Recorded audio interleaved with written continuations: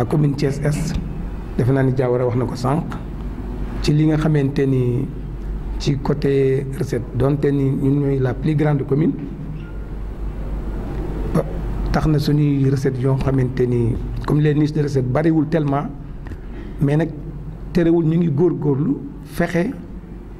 rek noo xamante ni nu ñuy mën a régler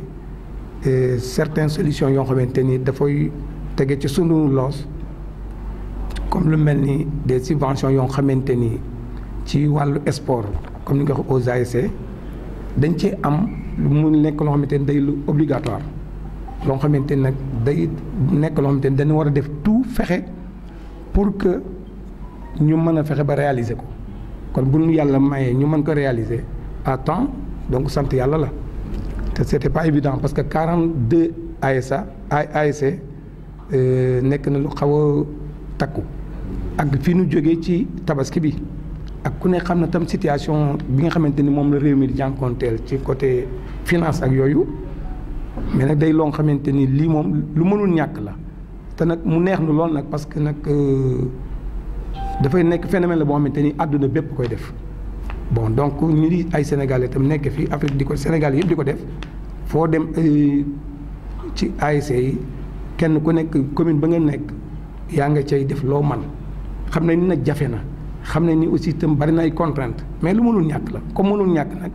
moo tax ñuy profité di santat yàlla bu baax bi mu dimbalee ba nga xamante ni yéen ñu ko seqal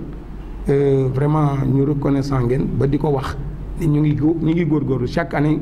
li ñu seqal yéen ñoo ngi koy def di mais bien xeeb nañ ko bu nu sañan def lu ëpp loolu mais nag xam ngeen ni communes yi vraiment ay maigre moyens lañ am mais moo tax daal ñu ni dañuy am mbégte lool ci Diawara ci li nga wax ci li nga xam ne yaa fi nekkal Ousmane Diop parce que sànq bi ñu jokkoo ak moom mu nekk Louga wax nañu vraiment suñu taxawaay loo xamante ni suñu diggante ak ñoom yàgg na du tey te toujours mi ngi rafet kon loolu dañ la ci di ko yóbbante xamal ni ko rek ñu nit am nañu kàddu yoo xamante ni ñoo koy wax kàddu yi lan sant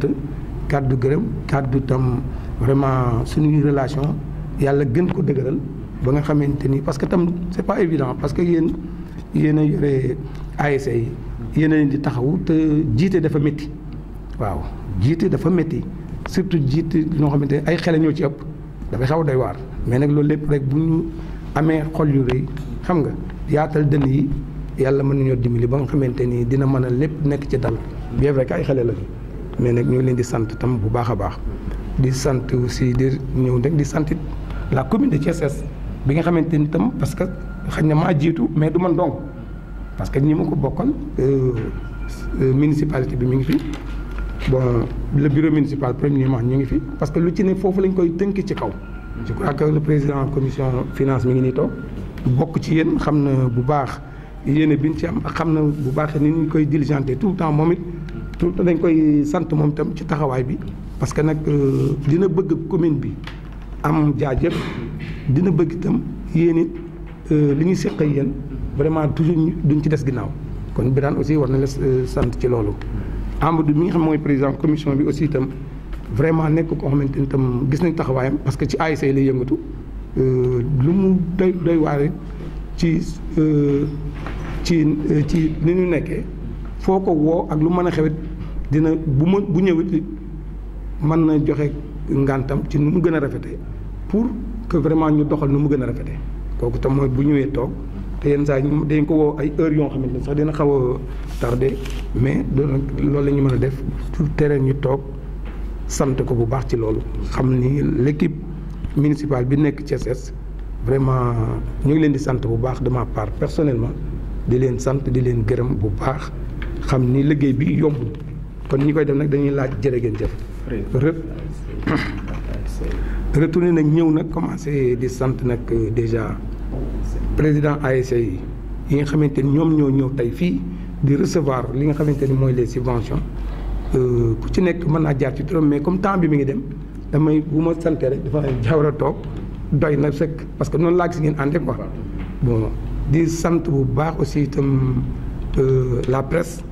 parce que nag lépp lu ñuy def rek presse moom def naa si ñoom la ñu war di gën a njëkk di sant parce que nag presque ñooy tas xabaar yi fii ne bu ñuy paree fii léegi muy wër àdduna bi kon lu mel noonu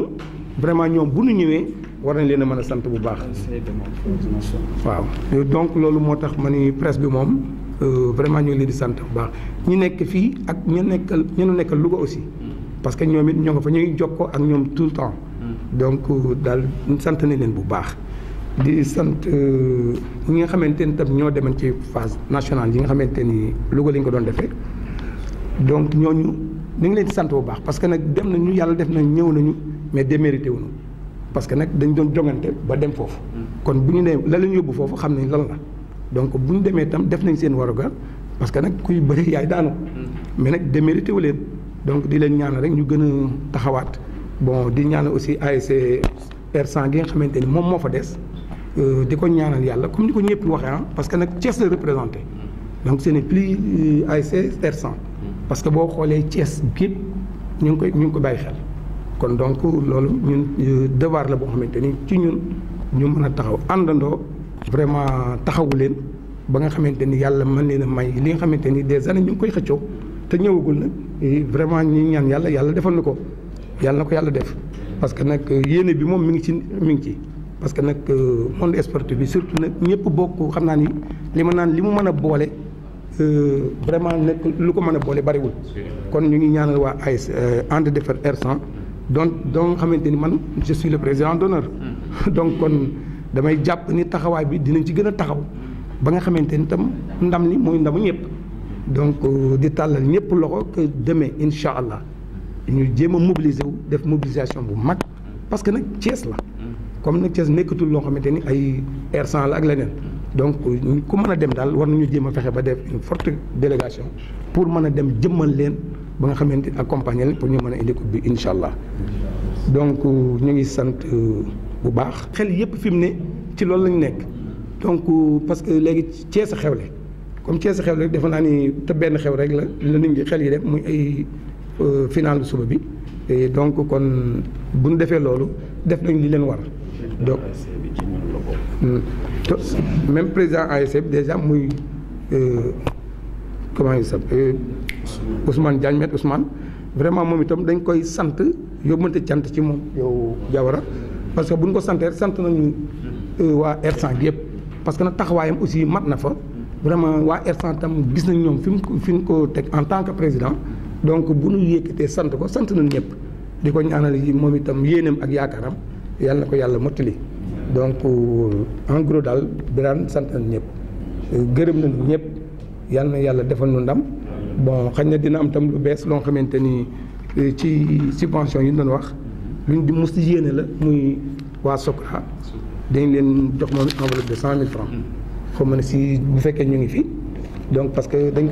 koy wax comment il s'appelle le président kii Ndiaye le Omar Ndiaye tout le temps dañ koy wax xam nga donc ren cette année ci dinañ ko defaale ci subvention yi ñoom itam ñu am day ñaan yàlla tam prochaine fois tam ñu gën a mën a def noonu incha allah voilà la presse aussi ñoom itam dinañu xalaat ni ñu mën a def ak ñoom itam parce que xam nañ ni mooy li ma wax rek ñoom ñooy jàllale li nga xamante ne ñooy ñiy informé moom parce que bu ñu téyewoon seen xalima léegi affaire bi am bu encre bi tuur woon li ñuy def du nekk dara kon yéen xam ne ni ñoo yéen parce que surtout le doyen vraiment Matar ñoom li ñu wax guddeeg bëccëg dañ leen di déglu bon xam nañ ni yéen kon lu ñuy def it kenn du leen ci fàtte parce que moom laa wax daam bi mu demee Louga bi ñuy wax seen subvention ma ne ko non du tardé effectivement itam réagir ñu bi ñu demee Louga parce que demoon nañu Louga ci quart de finale yi accompagner leen bii yoon itam dinañ def la même chose incha allah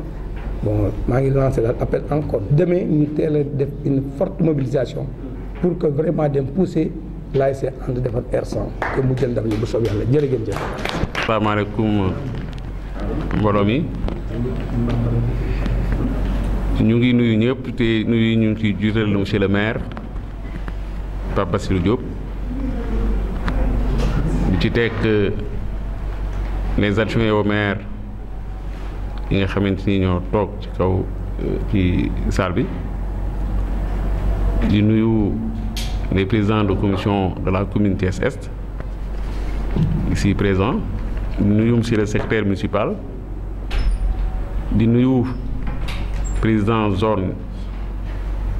ñi nga xam ne ñoo fi teew, di nuyu monsieur le président de la presse sportive, di nuyu aussi presse sportive yi ak amis sportifs yi nekk yëpp.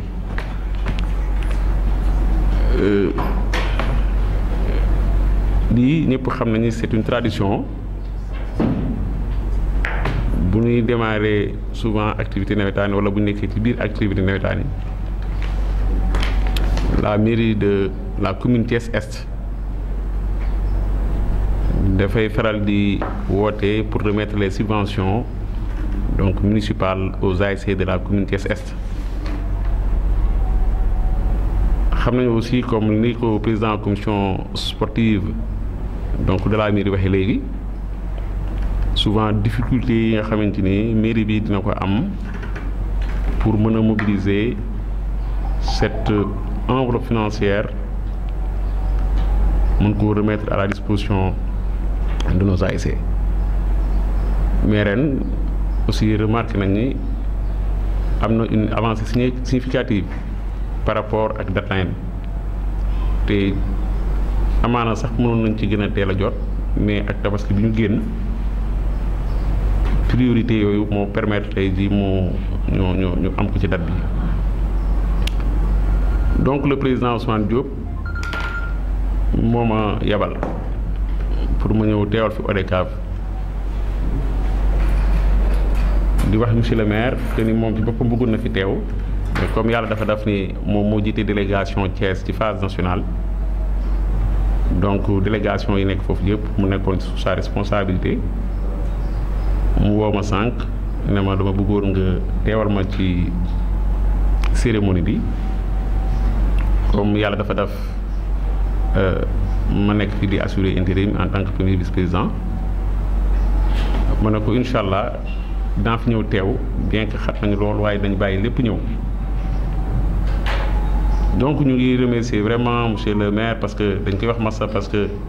ODCAV Thiès tey bu ñu amee dans la commune de Thiès 94 ASC mën nañu wax ni presque la moitié des ASC dañoo bokk ci commune Est. donc nga war a mobiliser autant de fonds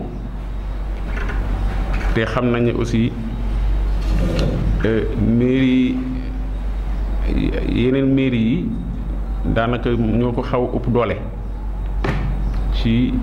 problème mu ressource mais ñoom ñu ngi bàyyi xel ci loolu te tey yàlla def na phase nationale yi ñu dem amoon nañu fa 4 équipes yu fa dem 2 en cadet 2 en senior te 3 équipes yi fa dem muy 2 seniors ak benn cadet yëpp ci mairie bi la ci soxee ko te ku ci nekk aussi mu warlu ak yow benn ndimbal subvention boo xam ne évalué nañ ko ci 3 millions ASC bu ci nekk moo waroon la jox ku nekk 1 million sans compter maintenant la subvention des ASC ñi dem ak ñi demul toll ci 4 millions 200 000 francs donc loolu ñëpp xam nañ ni pactole bu important la donc loolu bu ko mënee mobiliser woo ñu pour remettre ñu ko loolu nekk na lu rëy ci ñun donc au nom du président Ousmane Diop ñu ngi lay remercier très sincèrement ak toute l'équipe municipale qui l'a accompagné. ODCAV reste et demeure un partenaire de la mairie de Thiès Est. Sunu activité yu bare dañ koy def ci hippodrome Ndiaw Macor te loolu bokk na ci li nga xamante ni municipalité bi mu ngi ci accompagner donc ñu ngi ciy lëkkaloo ànd ci ak sunu man-man sunu doole ca fam ca yam mais mairie bi accompagner ci te seetaanuñ ci aussi benn yoon loolu aussi jaadu na bu ñu toogee ñu mën koo leeralal fàttali ko ñëpp ndax bu nu mënee dem wala bu nu mënul dem lépp aussi dara ëmp leen ci ndax lépp dañ koy toog di ko waxtaanee te toujours dañ ci trouver ay solution donc monsieur le maire donc au nom de l'ODCAV ñu ngi la ci remercier bu baax a baax tey 42 ASC yi nekk dans la commune de Thiès Est ku nekk dina percevoir une enveloppe de 100 000 francs. L'ASC R100 déjà moom jotoon na am une enveloppe d'1 million de francs. Les deux ASC aussi ñoom it war nañu am ku nekk enveloppe bu 1 million mais aussi danañ leen jox it benn avance de 500 000 francs parce que aussi xam nañ ni bëri nga ay charges yoo xamante ni benn demande sociale sur le plan sportif par rapport ak finalu suba bi te loolu aussi conscient nañ ci loolu te loolu ODCAV aussi nangu na côté di ci accompagner dans ce sens par rapport ak demande bi nga am donc pour accompagner les sportifs thiessois. D'ailleurs boo xoolee suba ODCAV de Thiès dafa décider surseoir toutes les activités sportives de la commune de Thiès, de la ville de Thiès. moo xam yi waroon a am champ de course hippodrome Ndioma Codou wala yi waroon a am stade de Maniang Soumaré pour qu'ensemble tous les sportifs thiessois ci ñi ko mën ñu mën a mobiliser wu pour dem suba à Louga pour pousser notre vaillante équipe de l'ASC Defar R100 donc au sacre te incha allah ñu ngi koy ñaan yàlla ñu ko yàlla defal donc loolu daal mooy les quelques mots yi nga xamante ni le président Ousmane Diop m'avait chargé véritablement de le transmettre à monsieur le maire et à toute l'équipe municipale di leen xamal ni daal ñu ngi ñaan yàlla cette collaboration continue mu ngi leen di gërëm di leen sant. J'avais omis le secrétaire municipal qui vraiment se déploie corps et âme pour nous faciliter le travail et nous permettre d'atteindre nos objectifs. Ceci étant dit maintenant, je vais entrer dans le vif du sujet. Ce qui nous réunit ici, c'est pratiquement la distribution des subventions, comme ça se fait chaque année. Et comme vous l'aurez constaté de vous-même, vous savez que cette année, il y a un léger avancement là, par rapport aux années passées. Donc, on félicite le maire pour cette diligence, malgré les conditions qui ont été un peu difficiles. Parce que ce n'était pas évident qu'on puisse entrer en possession de ces sommes en ce moment-là. Mais compte tenu de la réalité sur le terrain, parce que nous avions des ASC donc, qui devaient nous représenter sur le plan national, au niveau des phases nationales. C'est pourquoi, avec son équipe, ils ont déployé tous les moyens pour que l'argent puisse sortir dans les meilleurs délais. Heureusement, donc c'est sorti avant la fin de ces phases-là. Je vais terminer maintenant pour remercier notre ASC, l'ASC Defar R100, qui nous représente dignement, qui représente dignement la région de Thiès. Heureusement, aujourd'hui, elle va en finale. Donc nous souhaitons vivement qu'elle nous revienne avec la coupe. Et je pense que elle en est capable et les moyens, en tout cas, seront disponibles, Inch'Allah. Donc, sur ce, vraiment, je vais clôturer et vous dire merci de votre présence et soyez les bienvenus.